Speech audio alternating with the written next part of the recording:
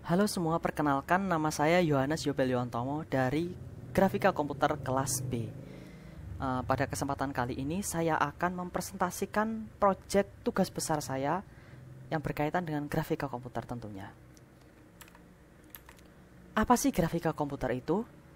Nah, grafika komputer adalah teknik dalam ilmu komputer dan matematika untuk mempresentasikan dan memanipulasi data gambar menggunakan komputer. Nah, di sini pada proyek UAS saya menggunakan teknik pengkoordinatan X, Y, dan Z. Artinya, dalam proyek UAS saya itu menggunakan objek yang 3 dimensi. Lalu selain teknik koordinat X, Y, dan Z, proyek UAS saya juga menggunakan teknik rotasi dan translasi. Nah, di sini terdapat satu teknik lagi, yaitu teknik animasi. Tetapi dalam proyek UAS saya tidak mencantumkan teknik ini. Nah, teknik animasi ini dilakukan dengan memanfaatkan perubahan translasi. Nanti saya akan coba tunjukkan bagaimana cara membuat animasi. Nah, di sini pada proyek UAS saya diminta untuk melakukan pembuatan atau pengkodean ruang tamu. Nah, ruang tamu yang saya buat ini terdiri dari dinding kiri, kanan, dan belakang, serta atap dan lantai. Nah, untuk membuat ini saya harus membuat setidaknya 5 kubus yang berbeda atau 5 balok yang berbeda. Nah, tetapi saya di sini menggunakan trik supaya saya tidak membuat terlalu banyak. Nah, di sini untuk dinding kiri dan kanan saya hanya membuat satu paket code. Nah, satu paket code ini terdiri dari balok sisi kiri, balok sisi kanan, balok sisi atas. Pokoknya totalnya ada 6 sisi. Kalau misalnya kita hitung 1, 2, 3, 4, 5, dan 6. Sesuai dengan jumlah sisi kubus atau balok. Nah, ini kode ini digunakan untuk dinding kiri dan kanan. Nah, untuk posisinya itu nanti dimanipulasi dari translasi yang dilakukan di bagian main. Nah, bisa kita lihat di sini. Dua kode ini akan melakukan pencetakan terhadap dinding dinding kiri dan kanan yang ada di fungsi sebelumnya. Nah, apabila saya uncomment ini, nanti yang tertampil adalah dinding kiri. Coba kita lihat. Nah, dinding sebelah kiri akan tertampil. Nah, di sini saya mencetak dinding kiri koordinat X-nya adalah 1,0, dengan Y adalah posisinya 1 dan Z min 1,5. Yang perlu ditekankan di sini adalah koordinat X-nya, yaitu 1. Saya membalikkan nilai ke min 1 supaya mencegah posisi dinding ini beranimasi. Andaikan posisi dindingnya berbeda, misal saya cetak 0,5, yang akan terjadi adalah gambar tersebut akan bergerak. Nah, seperti ini maksud saya. Yang animasi adalah melakukan manipulasi terhadap translasinya. Nah, oleh karena itu untuk mencegah dia beranimasi, saya balikkan nilainya tadi ke 1. Nah, setelah saya berhasil membuat dinding kiri, saya akan membuat dinding kanan dengan memanfaatkan kode yang tadi, yaitu fungsi dinding kiri kanan. Nah, agar dapat berada pada posisi kanan, saya memanipulasi koordinat X-nya, yaitu 7,5 menjadi 7,5. Nah, kita lihat akan muncul dinding yang ada di sebelah kanan. Lalu untuk mencetak dinding belakang, saya membuat kode baru lagi karena tidak bisa sebenarnya bisa menggunakan rotasi, tetapi saya memilih untuk membuatnya ulang. Coba kita cari kodenya.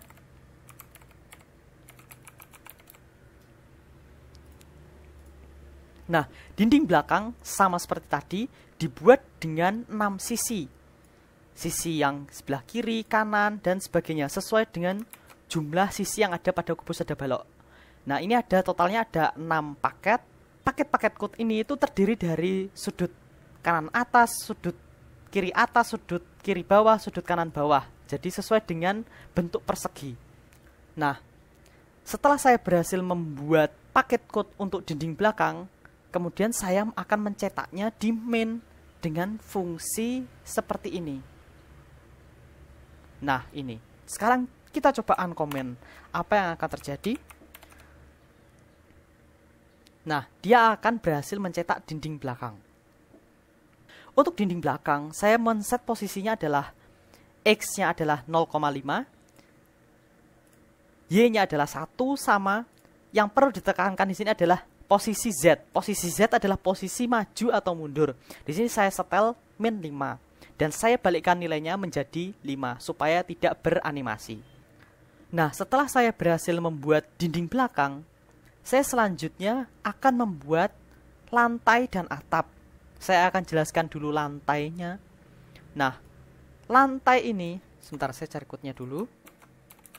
Nah, lantai ini saya buat code sendiri, paket code sendiri, sama seperti tadi. Di sini ada 6 paket baris, 6 paket code sesuai dengan sisi kubus, yaitu sisi atas, sisi bawah, sisi kiri, sisi kanan, sisi depan, sisi belakang. Nah, totalnya ada 6 sisi sesuai dengan sisi kubus ya. Nah,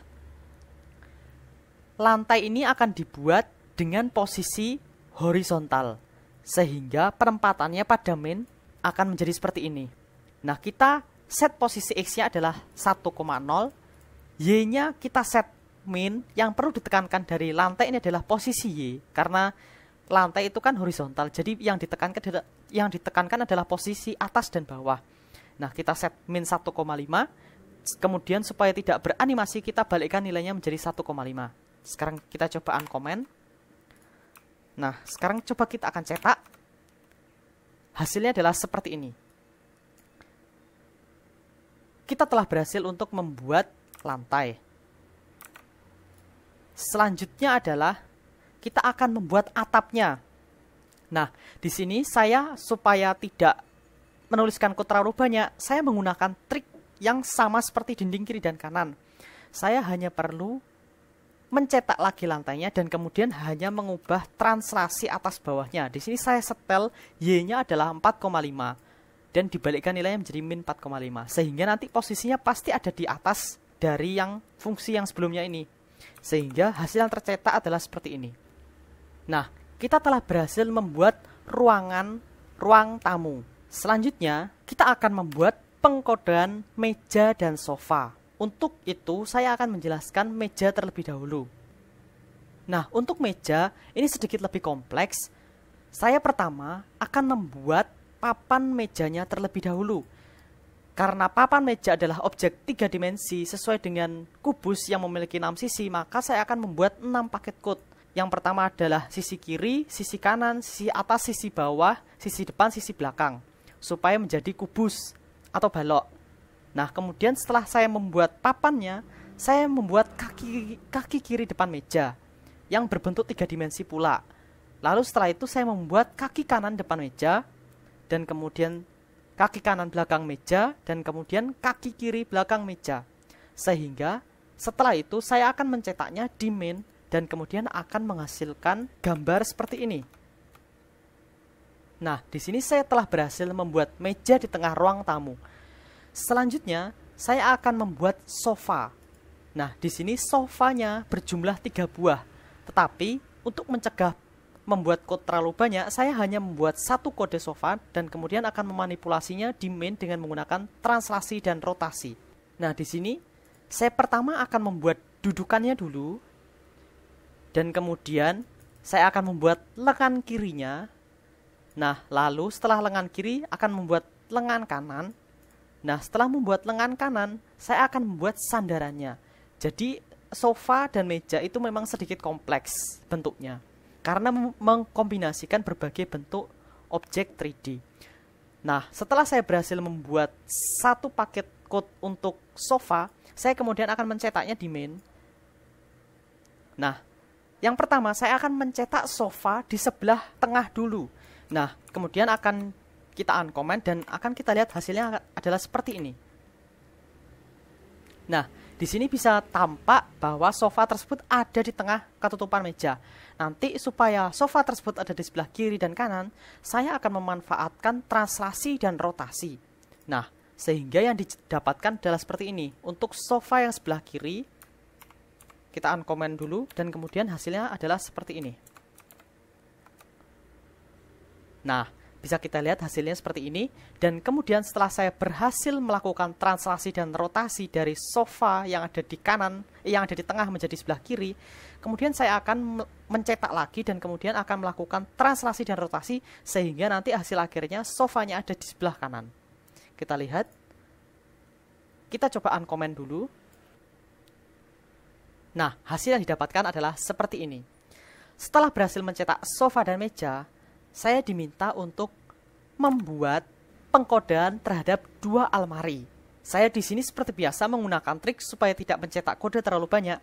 Saya hanya membuat 1 lemari kemudian menggunakan teknik translasi dan rotasi untuk mengubah posisi dan arahnya. Nah, bisa kita lihat saya di sini pertama akan membuat kode lemari terlebih dahulu. Nah, untuk kode lemari ini saya akan membuat masing-masing sisinya 3 dimensi. Oleh karena itu di sini agak kompleks.